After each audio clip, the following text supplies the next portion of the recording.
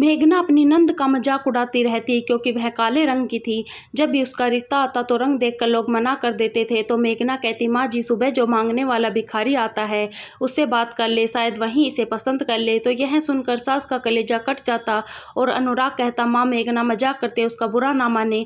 लेकिन एक दिन माँ ने सच में बेटी को भिखारी के साथ ब्याह कर भेज दिया और अगले दिन भिखारी अपनी पत्नी को लेकर आया तो मेघना बड़ा खुश हुई। और जब भिखारी ने कागज मेघना और अनुराग को दिया, जिसे खोलते ही उनके ऊपर आसमान टूट पड़ा। हो गई तैयार महारानी, नीचे मेहमान आ गए हैं, अब निकल भी आओ कमरे से, किचन में जाकर उनके लिए चाय भी बना दो। मेघना ने कमरे में जाकर गुस्से से कहा तो आईने के सामने खड़ी नंदनी घबराकर पलटी। जी बस आ रही हूँ भाभी। उसने हाथ में पकड़ी हुई लिपस्टिक वापस ड्रेसिंग टेबल पर रखी तो मेघना ने गौर से उसे देखा। अरे यह किस रंग का सूट पहन लिया तुमने, सर से पैर तक तुम्हारी रंगत तवे जैसी है, और इस पर तुमने काला सूट पहन लिया, बिल्कुल सड़कों पर झाड़ू लगाने वाली औरत लग रही हो तुम। मेघना ने मजाक उड़ाने वाले अंदाज में कहा तो नंदनी शर्मिंदा होकर सर झुका कर रह गई। भाभी, यह मेरा सबसे नया सूट है, इसलिए यही पहना है, उसने दबे दबे शब्दों में कहा तो मेघना ने कंधे उचका दिए। अच्छा चलो अब जल्दी से नीचे आओ, तुम्हारी माँ ने शोर मचाया कि मेहमान के लिए चाय बना दो, मेरा तो बच्चा छोटा है, मुझसे काम नहीं होते। देखना, मेघना आदेश देते हुए पलट गई तो नंदनी अपने आंसू पीती कमरे से बाहर निकल आई। पिछले 2 सालों के समय में आज उसका एक बार फिर रिश्ता आया था। नंदनी ने अपना 2 साल पुराना जोड़ा के निकाल कर खूब अच्छे से इस्त्री करके पहन लिया था। कल रात ही तो माँ ने उसे बताया कि आज रिश्ते वाले उसे देखने के लिए आ रहे हैं। ठंडी सांस भरते हुए उन्होंने नंदनी के बालों में उतरती चांदी देखी थी। भगवान करे यहाँ बात बन जाए, तेरी उम्र 28 से ज्यादा की हो चुकी है, इस उम्र में तो लड़कियां कई बच्चों की मां बन जाती हैं, उन्होंने कहा तो नंदनी खामोशी से उठ गई। अब उन्हें क्या बताती कि उसे पता था कि पिछले हर रिश्ते की तरह इस रिश्ते का अंत भी वही होगा। लेकिन दिल पर पत्थर रखकर वह किचन में चली आई। जल्दी जल्दी हाथ चलाते हुए उसने चाय तैयार की और साथ में समोसे पकौड़े तल लिए। माँ ने ड्राइंग रूम से आवाज़ लगाई तो वह जल्दी से चाय की प्लेट सजाकर कमरे में चली आई। उसने दुपट्टे से अपने चेहरे को आधे से ज़्यादा छुपा रखा था। कद काठी तो खूब है लड़की का, जरा जल्दी से हमें चेहरा भी तो दिखा दो, रिश्ता लेकर आने वाली औरत ने इतना प्यार भरे स्वर में कहा तो नंदनी ने कपकपाते हाथों से अपने दुपट्टे को पीछे सरका दिया। चाय पीती हुई औरत को एक जोरदार झटका लगा। अरे यह क्या, इतने क्रीम की बजाय चेहरे पर तवे की कलक तो नहीं लगा ली? वह मजाक के अंदाज में बोली तो पूरे ड्राइंग रूम में एक जोरदार हंसी गूंजी। इस हंसी में मेघना भी शामिल थी, सिर्फ नंदनी और उसकी माँ ही थी जो आंसू पीते हुए अपनी बेइज्जती होते हुए देख रही थी। अरे आपने हमें बताया कि नहीं, आपकी बेटी का रंग इतना काला है, जरा मेरे बेटे को तो देखो, यह तो इतना गोरा है और हैंडसम है, इसके साथ आपकी बेटी जरा भी नहीं जचेगी। आप लोगों ने तो हमारा समय ही बर्बाद कर दिया। रिश्ता लेकर आए लोगों ने ठूस ठूस कर खाते हुए नंदनी के रंग की बुराई कर रहे थे। नंदनी का दिल चाहा वह उठकर वहां से भाग जाए, लेकिन जब तक माँ का आदेश ना होता उसे मजबूरन सामने बैठना ही था। अरे मम्मी रुको तो सही, देख लेते हैं, क्या पता कोई अच्छा ही निकल आए, सामने बैठी लड़की ने कहा तो और नंदनी से बोली, जरा चलकर तो दिखाओ, हमें पता चले कि कहीं तुम लंगड़ी तो नहीं, उसने चिढ़ाने वाले अंदाज में कहा तो नंदनी का चेहरा लाल पड़ गया। दिखा दे, क्या पता कोई बात बन ही जाए। उनकी बेबसी भरी आवाज पर नंदनी खामोशी से उठ गई और उनके सामने 2-3 चक्कर लगाए। हाँ चलती तो ठीक है, लंगड़ी नहीं, जरा अपने दांत भी दिखाओ, इस लड़की ने दोबारा कहा। साफ लग रहा था कि वह नंदनी का मजाक उड़ा रही है। नंदनी ने न चाहते हुए भी इस तरह मुस्कुरा कर दिखाया कि उसके दांत नजर आने लगे। मेरे भगवान, इतना रंग काला है उतने ही दांत सफ़ेद हैं। लड़की ने अपने दिल पर हाथ रखा और एक्टिंग करते हुए बोली तो ड्राइंग रूम में एक बार फिर हंसी की आवाज़ गूंज गई। अब की बार नंदनी की सहनशक्ति जवाब दे चुकी थी, वह बैठने की बजाय वापसी को पलटी। तभी अचानक मेहमानों के साथ आया हुआ एक बच्चा बोला, मम्मी अगर हम इसे अपनी मामी बना लेंगे तो यह तो रात के समय कहीं नजर ही नहीं आएगी, जैसे रात काली होते वैसे ही हमारी मामी भी काली होगी। बच्चे की बात पर छत फाड़ हंसी एक बार फिर गूंजी।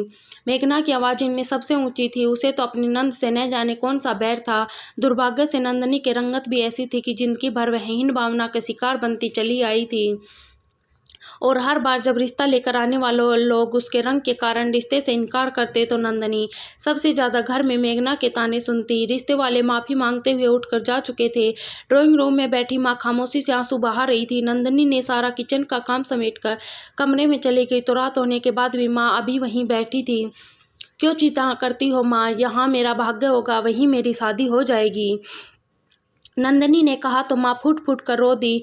ना जाने कब तेरे भाग्य खुलेंगे। मेघना का व्यवहार तेरे साथ कितना खराब है। जानवरों की तरह वह तुझसे काम लेती है। तुझे उसने अपनी नौकरानी बनाकर रखा है। और अनुराग, वह तो पत्नी का इतना गुलाम है कि उसे कभी अपनी पत्नी के अत्याचार दिखाई ही नहीं देते। जब तक तू अपने घर की नहीं हो जाएगी यह सभी इसी तरह चलता रहेगा। लेकिन न जाने तेरा घर कब बसेगा। माँ एक ठंडी सांस ली तो नंदिनी खामोशी से वहां उठ खड़ी हुई। यही सवाल तो उसे भी परेशान कर रहा था। उसकी सारी सहेलियां अपने अपने घरों की हो चुकी थी। सबके दो दो तीन तीन बच्चे थे। सिर्फ एक वह थी जो पिछले कई सालों से रिश्ता लेकर आने वालों के सामने पेश हो रही थी। लेकिन अभी तक उसका कहीं रिश्ता पक्का नहीं हुआ था। अगले दिन सुबह ही मेघना ने नंदिनी को उठाकर दिया। चल महारानी, शादी के सपने देखना बंद कर, उठकर नाश्ता बना दे। तेरे भाई ने ऑफिस जाना है, मेघना ने मजे से कहा तो नंदिनी खामोशी से उठकर नीचे जाकर नाश्ता बनाने लगी। माँ लाउंज में ही बैठी थी। नंदिनी को देखकर उन्होंने एक ठंडी सांस भरी। अनुराग थोड़ी देर से ऑफिस जाया करता था। मेघना सजी सवरी उसके साथ हंसी मजाक कर रही थी। अनुराग कल घर में क्या हुआ मजे ले लेकर उसे कल रिश्ते वालों की सारी कहानी बता रही थी।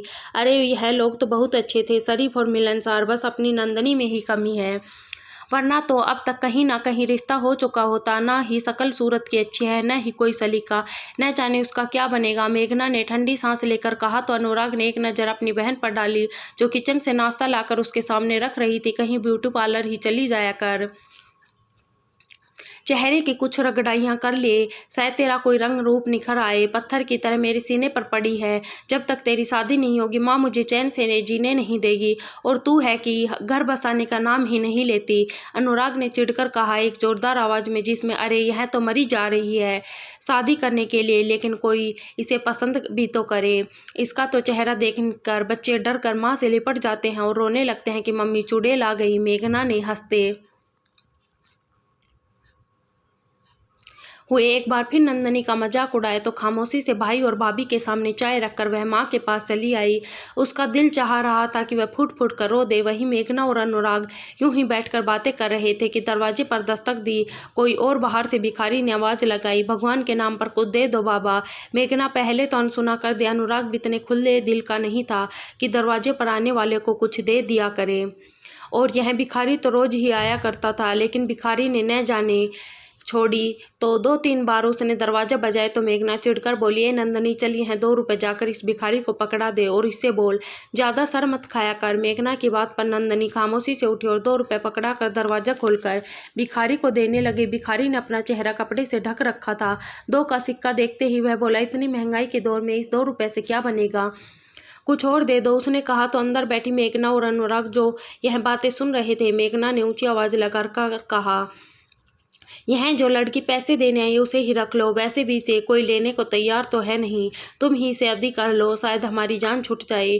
मेघना की बात पर नंदिनी के कान तक सुन हो गया। वह एकदम घबरा कर अंदर को हुई और पलट कर उसने दरवाजा बंद कर दिया। अब उसकी सहनशीलता अब जवाब दे चुकी थी। वह तेजी से भागती अपने कमरे में गई और फुट फुट कर रोने लगी। लाउंज में बैठी हुई माँ ने अफसोस की एक नज़र अपने बेटे पर डाली जो मज़े से नाश्ता करने में बिजी था। उसने एक बार भी अपनी पत्नी को ना टोका कि वह उसकी बहन की इतनी बेइज्जती क्यों करती थी, मगर माँ की सहनशक्ति जवाब दे चुकी थी। मेघना तुम्हें ऐसा नहीं करना चाहिए। शादी होना या ना होना भगवान के हाथ में है और उसका रंग भगवान ने बनाया है, हम में से किसी ने नहीं। तुम उसका मजाक नहीं उड़ाया करो, माँ ने नरमी से कहा तो मेघना ने मुंह फुला लिया। हाँ हाँ, आपको तो मेरी कही हर बात ही बुरी लगती है। सच बात है, मेरी तो कोई बात आपको हजम होती ही नहीं।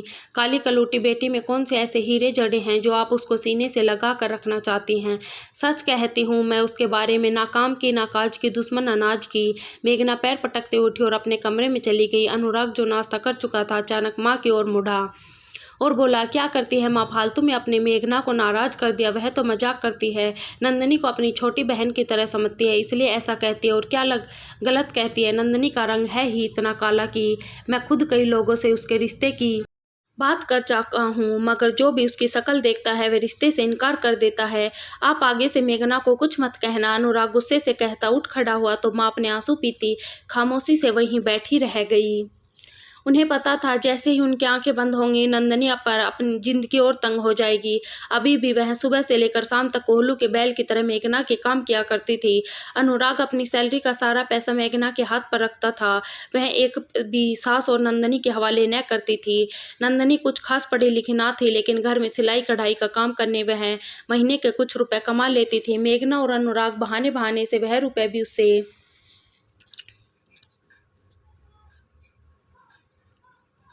छीन लेते थे। जैसे तैसे करके नंदनी अपनी माँ की दवाइयों की व्यवस्था तो कर देती थी, लेकिन माँ के पास यही सोचा थी कि जल्द से जल्द वह अपने घर की हो जाए। नंदनी रोज रोज के तानों से तंग आ चुकी थी। वह भी चाहती थी कि कहीं उसकी शादी हो जाए, लेकिन कोई रिश्ते वाला मानता तब ना। अभी कुछ दिन पहले की बात है, जब नंदनी बाजार से सब्जी खरीद कर वापस आई तो लाउंज में एक अजनबी आवाज ने उसके कदम जकड़ दिए। कोई लड़का अंदर बैठा और जोर जोर से हंस रहा था। नंदनी लाउंज में आई तो वहां मेघना के साथ 30-32 साल का एक आदमी बैठा था। नंदनी पर नजर पड़ती है तो वह उसके सर से लेकर पैर तक नंदनी को देखा। उसकी निगाहें से नंदनी घबरा गई। आ गई मैडम, जरा सी सब्जी खरीदनी होती है, लेकिन सब्जी के बहाने ना जाने कहाँ कहाँ आवारागर्दी करके आती है। मेरा भाई आया है पहली बार हमारे घर, चल जल्दी से उसके लिए अच्छा सा खाना बना ले और पहले शरबत बनाकर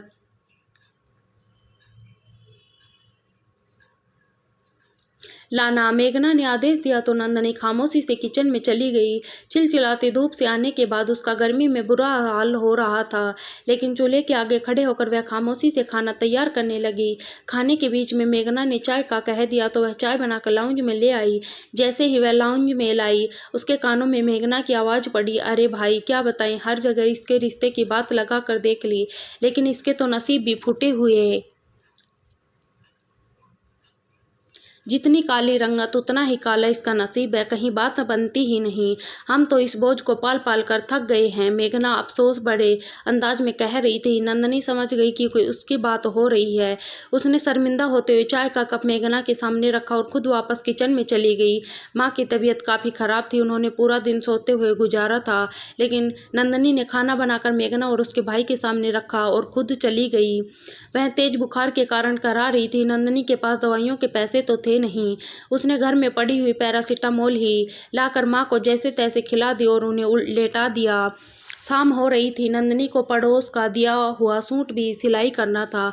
खाना तो वह बना चुकी थी, इसलिए खामोशी से अपने घर में चली आई।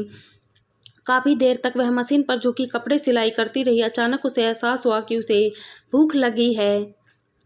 नीचे जाकर खाना ले आती हूँ। नंदनी ने मशीन समेट कर रखी और खुद कमरे से बाहर निकल आई। सब घर वाले खाना खाकर सो चुके थे। नंदनी ने किचन से अपना खाना निकाला और वापस अपने कमरे में चली, यह जाने बगैर कि उसके आहट सुनकर कोई शैतान जाग गया है। जैसे ही कमरे में आई, अचानक उसके पीछे आहट हुई। घबराकर पलटी तो दरवाजा खोलकर मेघना का भाई रंजीत कमरे में घुसा आ रहा था। उसकी आंखें बता रही थी कि उसने नंदनी पर गलत नजर रखी हुई है। नंदनी घबरा गई। अरे आप रात के इस समय क्या कर रहे हैं? अगर कोई काम है तो बताइए, मैं कर देती हूँ। लेकिन रंजीत ने एक कदम आगे बढ़कर कहा। उसका हाथ पकड़ लिया। काम तो बहुत सारे हैं, बता देता हूँ, इतनी जल्दी भी क्या है? दीदी ने बताया कि तुम शादी के लिए मरी जा रही हो, लेकिन कोई तुम्हें स्वीकार ही नहीं करता। इतनी भी क्या बेताबी है? शादी की उस आदमी ने आगे बढ़कर बदतमीजी करना चाहिए, लेकिन नंदनी की गले से घुटी घुटी आवाज निकली। उसने जोरदार धक्का देकर रंजीत को पीछे हटाया। क्या कर रहे हो आप? शर्म नहीं आती? उसने कहा, लेकिन रंजीत को उसके धक्का देने पर बहुत गुस्सा आ गया था। उसने एकदम से बढ़कर नंदनी को दबोच लिया। अपनी शक्ल देख और नखरे देख। सही कहती है दीदी, तुझ जैसी को कौन मुंह लगाएगा? अभी उसने इतना ही कहा कि अचानक दरवाजा खुला और मेघना अंदर आ गई। यह क्या हो रहा है? मेघना नंदनी देखकर घबरा गया। खुद नंदनी के भी होश उड़ चुके थे। उसके भाभी के आने पर चैन की सांस ली, लेकिन अचानक रंजीत जोर से चिल्लाने लगा, दीदी तुम सच कहती हो? तुम्हारी नंद तो चरित्र की बहुत ही खराब है, इसलिए खुद मुझे अपने पीछे लगाकर अपने कमरे में बुलाया है। मैं तो बहुत मना कर रहा था कि यह सब कुछ ठीक नहीं, लेकिन उसने कहा कि उसकी शादी नहीं हो रही, अकेले रह रहकर वह थक चुकी है, इसलिए वह मुझसे दोस्ती करना चाहती है। रंजीत ने नंदनी के ऊपर आरोप लगाए तो वह फटी फटी आंखों से उसे देखने लगी। भाभी यह झूठ कह रहे हैं, यह खुद मेरे कमरे में जबरदस्ती आए थे, नंदनी ने आंसू भरी आवाज से कहा। लेकिन मेघना ने आगे बढ़कर उसे जोरदार थप्पड़ मारा था। देखा, मुझे तो पहले ही पता था एक न एक दिन यह कोई ना कोई कांड जरूर करेगी। शादी नहीं हो रही तो इसमें हमारी क्या गलती है? तुझसे अपने आप को संभाला नहीं जा रहा? मेघना जोर जोर से चिल्लाने लगी। इसकी आवाज सुनकर अनुराग भी ऊपर आ गया। रंजीत तो खुद को मासूम साबित करता हुआ मेघना के पीछे खड़ा हो गया था, जबकि मेघना ने चिल्ला चिल्ला कर अनुराग को बताया कि नंदनी ने क्या गुल खिलाया है। अनुराग ने गुस्से में नंदनी को मार मार कर अधमरा कर दिया। तमाशा इतना बड़ा कि नीचे कमरे में लेटी माँ भी घबराकर नंदनी के कमरे में चली आई।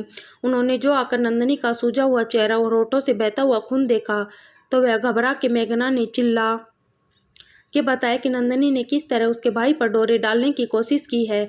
माँ ने आगे बढ़कर नंदनी को अपने साथ चिपका लिया। मेरी बेटी ऐसा नहीं कर सकती, उन्होंने घबराकर कमजोर सी आवाज में कहा तो अनुराग अचानक जोर से चिल्लाने लगा, सारी जिंदगी इसकी करतूत पर पर्दा ही डालते रहना। मुझे लगता है इसका चरित्र ही खराब है, इसलिए तो यह किसी रिश्ते वाले को पसंद नहीं आती। अनुराग ने न जाने क्या क्या कहा। वह माँ से लिपट बुरी तरह से सिसक सिसक रो रही थी।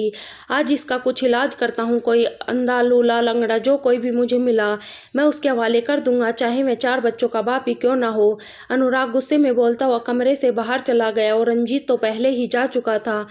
मेघना भी मुस्कुराती नंदनी के कमरे से बाहर निकल गई। माँ ने नंदनी को अपने साथ चिपका लिया और खुद भी फुट फुट कर रोने लगी। सुबह होने से पहले जो एक फैसला कर चुकी थी। अगली सुबह अभी कोई भी नहीं जागा। नंदनी ने नाश्ता बनाकर माँ के सामने रखा। उसका पूरा शरीर दुख रहा था। माँ जैसे किसी के इंतजार में थी। 11 के करीब जैसे ही दरवाजा बजा, भिखारी ने आवाज लगाई। माँ जल्दी से उठ खड़ी। उन्होंने लपक कर दरवाजा खोला।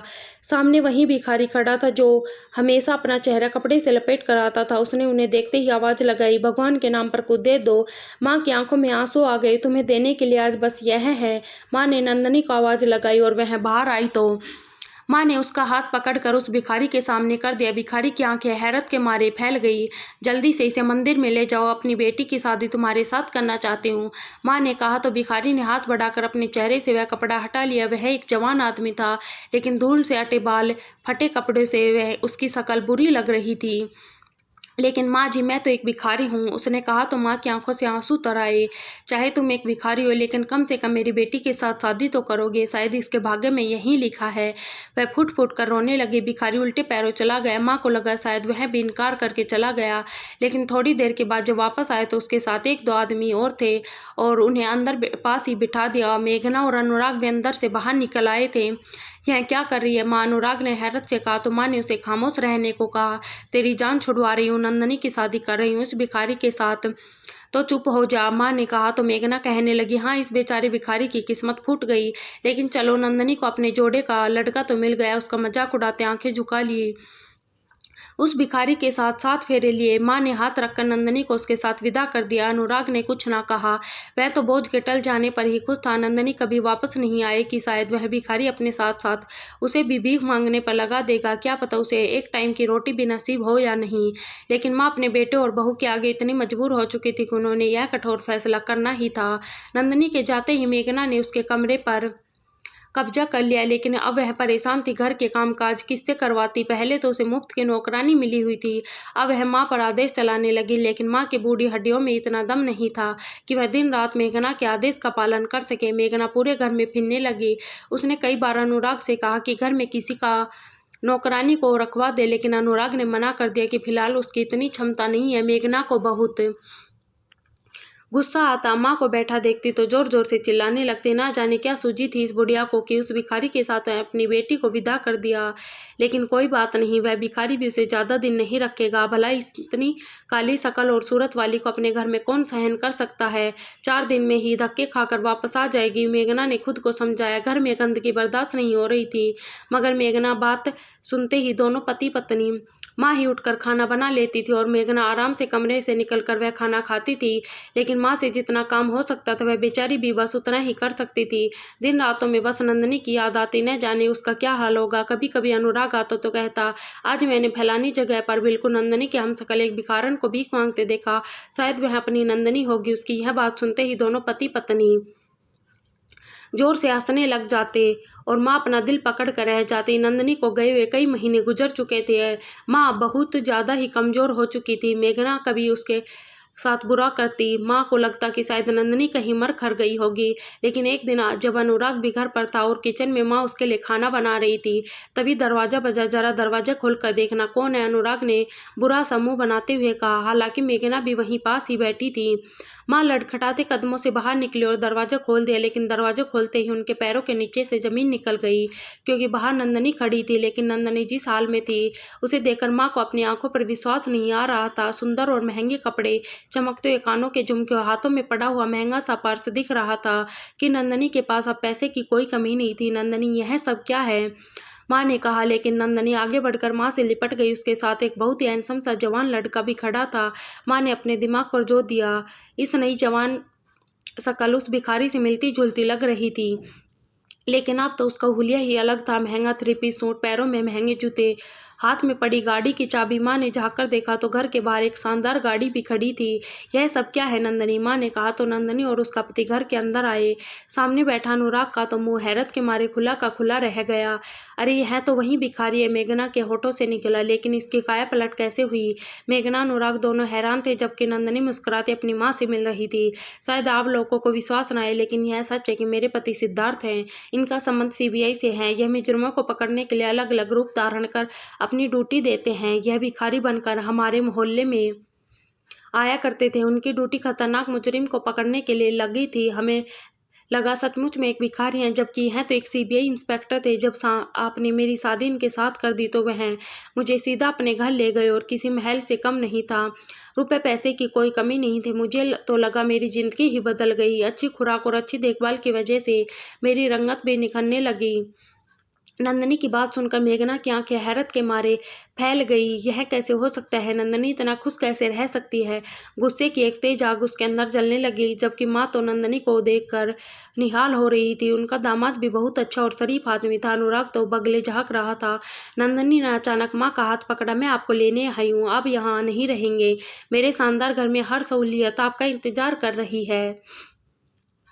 नंदनी ने कहा। तो मेघना लपक कर आगे आई। हमें भी अपने साथ ले चलो नंदनी। भला छोटे फूटे से टूटे फूटे घर में तुम अपने भाई भाभी को कैसे रहने दे सकती हो? मेघना के कहने पर नंदनी ने एक नज़र उसकी ओर उठा ली। जी नहीं, आपने जो कुछ भी मेरे साथ किया मैं वह भूली ही नहीं। और वैसे भी मेरा अब लोगों से कोई संबंध नहीं। मैं तो वह पत्थर हूँ जो आपके सीने से हट गया। नंदनी की बात पर मेघना शर्मिंदा हो गई। नंदनी और उसका पति माँ को लेकर चले गए, लेकिन मेघना और उसके पति के बुरे दिन शुरू हो गए थे। अनुराग की नौकरी छूट गई। वह बहन जी से वह बहुत धमकाता था। घर में असलियत में उसके ही रहने से इस घर की खुशियाँ थी। नौकरी छूट जाने से खाने के लाले पड़ गए और मेघना को घरों में जाकर काम करना पड़ा। धूप में चलते चलते अब उसकी रंगत भी जलकर तवे जैसी काली हो चुकी थी।